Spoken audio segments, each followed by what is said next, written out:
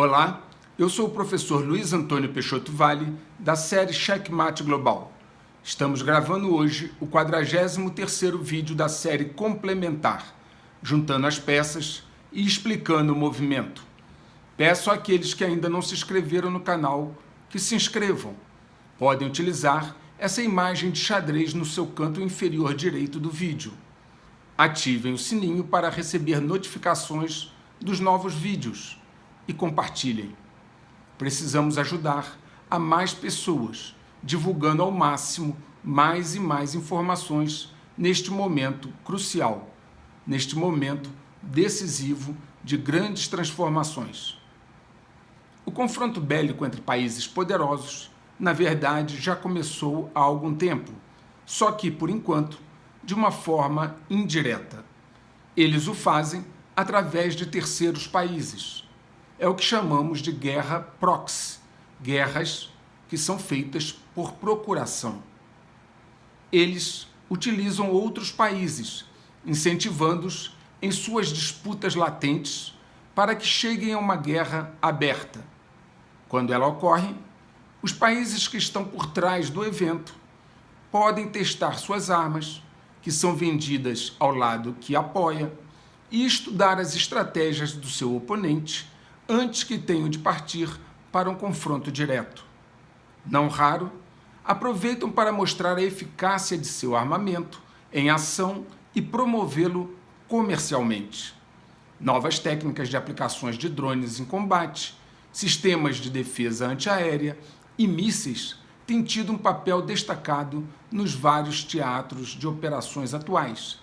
E, naturalmente, aqueles que o fabricam se sentem a oportunidade de mostrar a eficácia desse armamento e aumentar as suas vendas.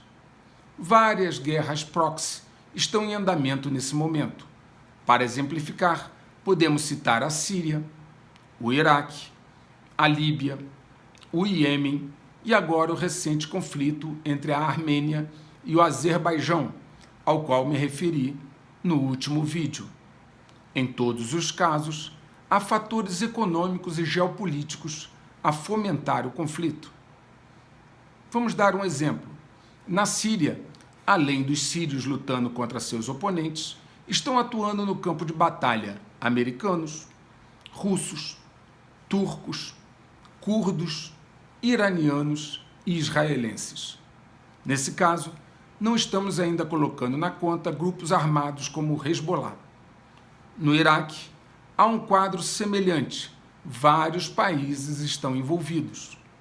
Na Líbia, russos e turcos apoiam lados distintos.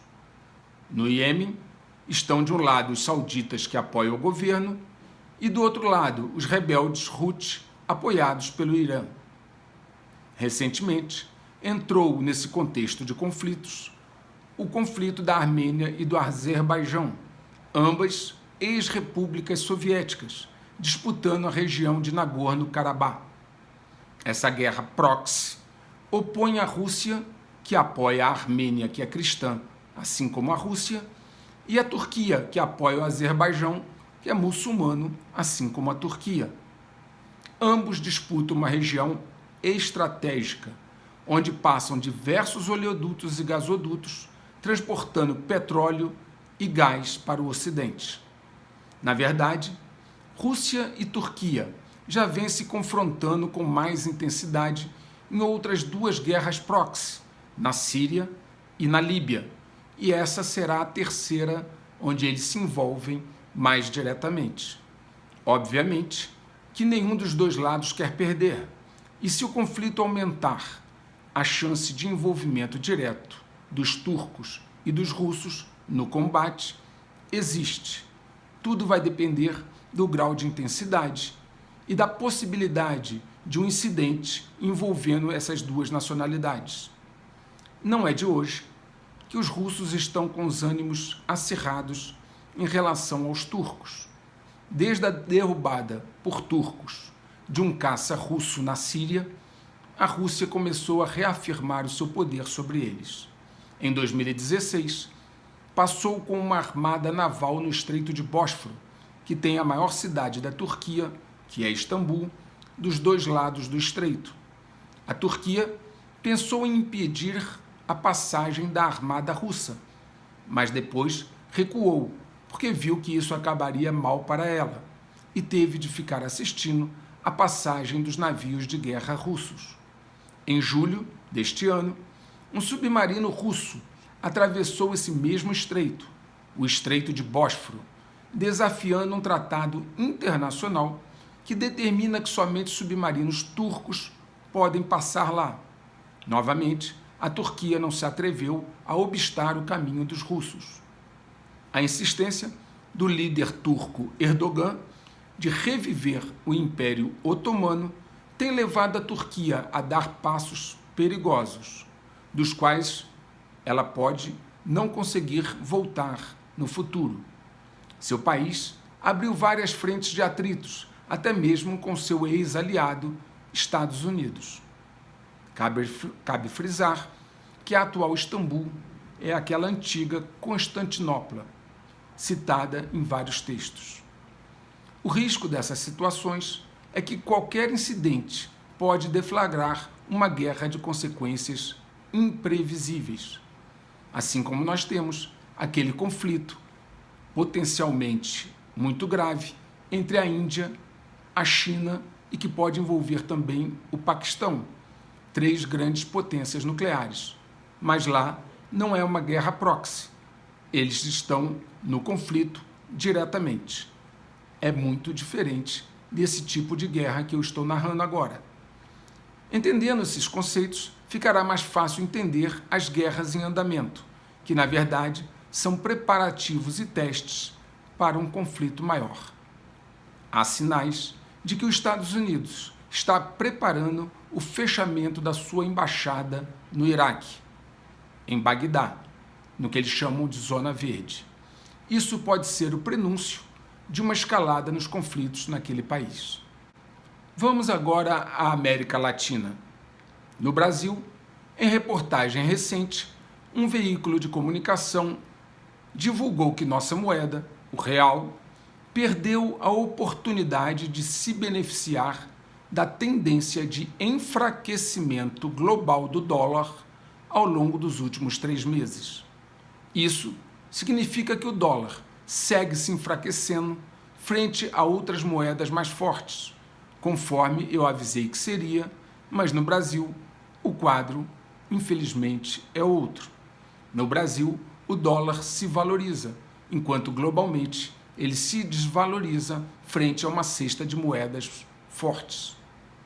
Em um vídeo, há alguns meses, também falei que o ouro deveria chegar, em breve, a $2.000 a onça, e que isso não iria demorar.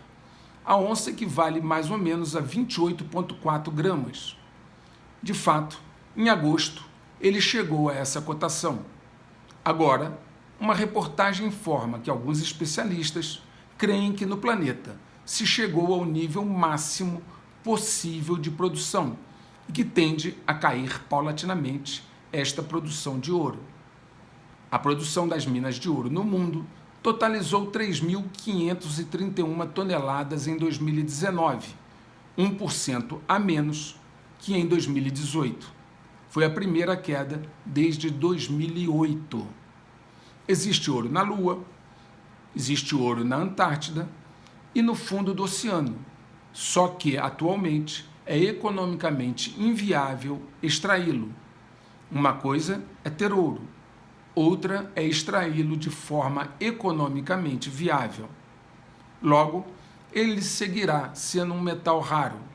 O Brasil produziu, em 2019, o total de 106,9 toneladas, oficialmente, segundo dados do World Gold Council e da Metals Fox.